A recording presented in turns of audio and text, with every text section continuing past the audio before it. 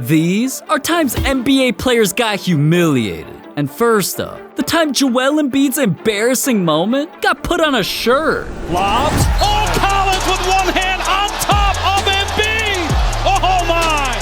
And Embiid is shaken up as well after Collins hammered it home on the big guy. God damn, and he made Embiid tear up? That was crazy, but it gets even worse, cause a few days later, John Collins really showed up wearing a custom t-shirt of Embiid getting dunked on. Now that's cold, but at least Embiid didn't get embarrassed with his own move, like Russell Westbrook. It all started with this play. Hastily into the front court, flips it up and in, plus the foul. And Westbrook should have thought twice about taunting in the first quarter, because from that point on, the Suns completely took over the game. Once they were up 19, Devin Booker hit one last shot and ended things with Westbrook's own taunt. And now Booker says, I'll rock the baby. But imagine getting humiliated so badly, you get turned into a Migos lyric. In the first 4 games, George on the pull-up, nails a 3. Damn, playoff piece built different. He had Chris Paul on skates. And not only did Chris get turned into memes, fans really said Paul George hit CP3 with the straightener. But hey, it's no secret that whenever Chris Paul's in the playoffs, he gets humiliated. How about the time a player learned a new language just to trash talk a team? Or the time another player ended 3 careers in a single month? But first, let's talk about LeBron's dunk that had Josh Hart getting clowned by his celebrity crush. Pope goes to the wing here. James! Oh! Punch it home, LeBron! At first, that looked like any other slam. Till after the game, LeBron hopped on the gram. Josh? I think you're worried about the wrong balls. And just to add to the humiliation, not only did celebrities start clowning Hart, fans sent Josh Hart a little birthday present. A custom sweatshirt with Rihanna's comment. Man, LeBron's been known to humiliate, but not many could say they had the balls to humiliate him, like Jimmy Butler. NBA Finals, Game 3. Right from the jump, LeBron just kept running his mouth. And at the end of the first quarter, LeBron said something he shouldn't have. You're in trouble. But LeBron should have known. Trash talking the Jimmy Butler? Big mistake. Immediately after, Jimmy came out and made history, becoming one of the only players ever to drop a 40-point triple-double in the finals. And late in the fourth quarter, when Jimmy sealed the deal, he clapped back at LeBron, letting him know, nah, he's in trouble. Now in the end, LeBron got the last laugh, winning the championship. But you wanna know who ain't laughing? Evan Fournier. Cause Kevin Durant learned a completely new language just to humiliate him. Right after Evan Fournier got traded to New York, he asked Twitter where he could find a new barber. But one fan replied to his tweet saying, a fella named Kevin, he's in Brooklyn. He cut you up in Tokyo, maybe he can do it again. At first, that tweet seemed innocent, till you realize what it actually meant. Cause when Fournier read it, he instantly had flashbacks to losing a gold medal to Team USA, where all night long, Kevin Durant torched Fournier's French squad. And obviously Fournier was still butthurt, cause he used the fan's tweet as an excuse to throw shade at Kevin, letting him know he needs a barber too. And he's not subscribed to HoopFlix? What a bum. Subscribe. But that was a huge mistake, cause Fournier set himself up to get humiliated. Instead of Kevin hopping on a burner and defending himself like usual, he hopped on Duolingo and learned French, just so the next time he saw Fournier, he could let him know what's good in his own language. And during their next matchup, Kevin saw the perfect opportunity. Raises up over him and knocks it home. It's nothing but net. Did he just pinch his fingers as if to say, he's like, This too little? You're tiny. This close. You're You came this close, Evan. Kevin really let Fournier pull up and play D just so he could get humiliated. But what did Kevin say? Well, he let Fournier know he was trop petit, aka too small, and KD wasn't finished. After that humiliating moment, KD dropped 53 points on Fournier's forehead. Damn. But at least Fournier only got humiliated once. One player humiliated Giannis 3 times. See, Giannis has been known to humiliate whoever, but there's one player even he can't stop. Trying to play at the defensive end, got blown by back. Oh, yes! Flix on him, Jaylen Brown! Oh, with the left hand and the flex after? Wait a minute. That looks familiar. Oh yeah, Jaylen Brown really did Giannis' trademark pose back at him. But humiliating Giannis once? That just wasn't enough.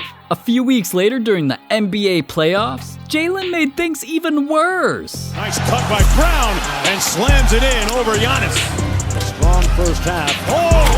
Giannis strong and caught a body. Oh, boy. Wow, Jaylen really dunked on Giannis wearing every single Celtics uniform. Can't nobody else in history say they did that. But Giannis is lucky, man. At least he didn't get cooked for his shoe game like DeRozan. When DeRozan played for the Raptors, there's a reason he always wore Kobe's shoes. Kobe was DeRozan's idol. But when it came time for DeRozan to face Kobe, DeRozan didn't want to look like a fanboy. So he decided to ditch the shoes. And Kobe definitely noticed. I remember walking out, and first thing he did was look at my feet. I was like, nah, I ain't wearing the shoes and play against him tonight. So I wore Jordans. And he said, you got those on for? He was mad at me for doing that. And he ended up hitting the game winner on us that night too. Talking trash the whole night and everything. Ever since then, I ain't never put another pair of Jordans on. Kobe really turned DeRozan into DeFrozen. But hey, when Kobe talked trash, he always backed it up. Unlike Devin Booker, cause he ate his words with the most humiliating loss in playoff history.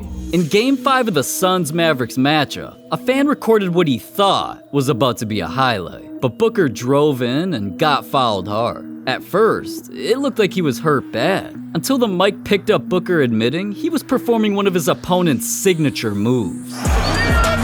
Now, I get it. If I was Booker on the best team in the NBA, I'd clown players too. But coming at Luca Doncic, a player who'd been setting playoff records, that was a recipe for disaster. After the game, the Suns went up 3-2 in the series, and Luca heard about Booker's smart-ass comment.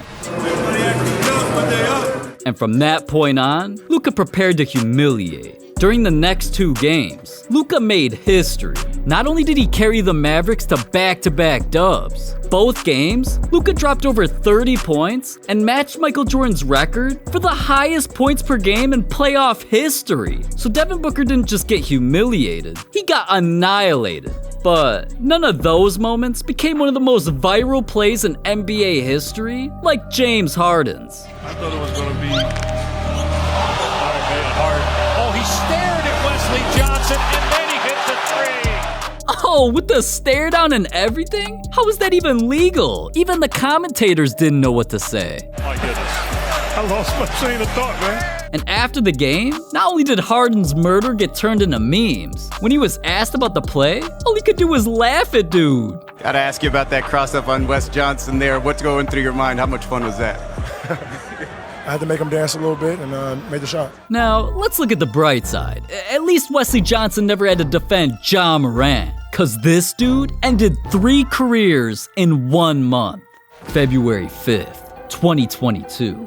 In a game against the Magic, Ja was ready to claim his first victim. Leaves by Lopez. Oh, it! Oh, my! On his head. Hey, I don't know if Ja was hyped about the dunk or clowning Robin's ugly-ass haircut. Just look at that. But either way, Robin got humiliated, and Ja knew right then and there this was just the beginning of his killing spree. Cause not long after, another big man made the wrong decision. Morant blows by Primo. Attack!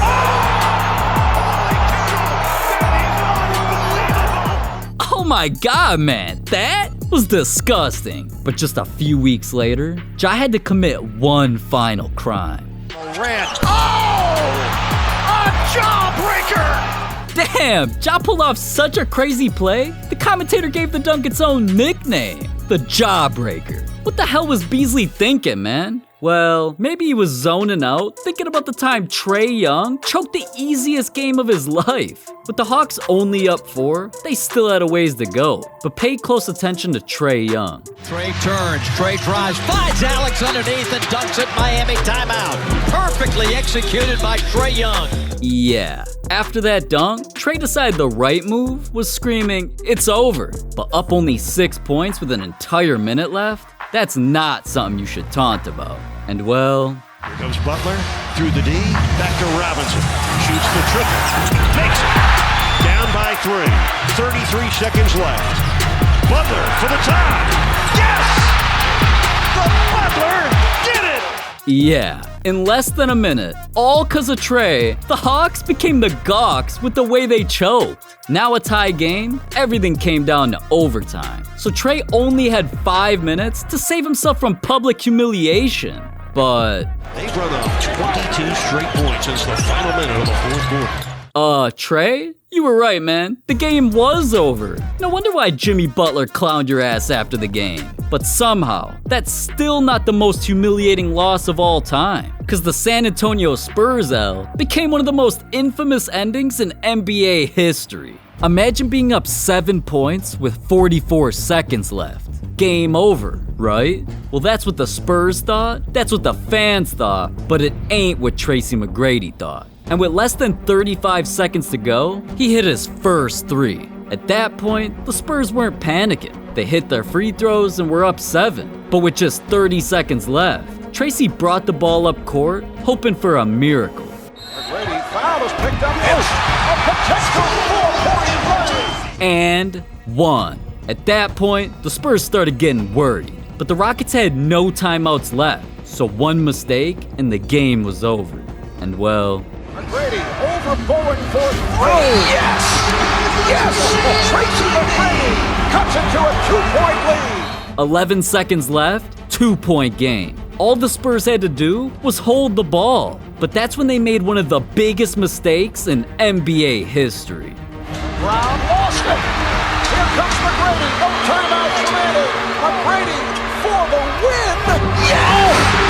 And the Rockets steal a game from the Spurs. Tracy hit it. 13 points in 35 seconds and the win? This became one of the most iconic moments in NBA history. And you want to know who Tracy reminds me of in today's NBA? Jason Tatum. Because this dude's hitting game-winning shots, dunking on LeBron. He might be the next face of the NBA, and there's still plenty you don't know about him. Like the 4th grade teacher who tried to ruin his life. Or the NBA player who forced him to break the law. And I know you want to hear more about that. So just click this video right here.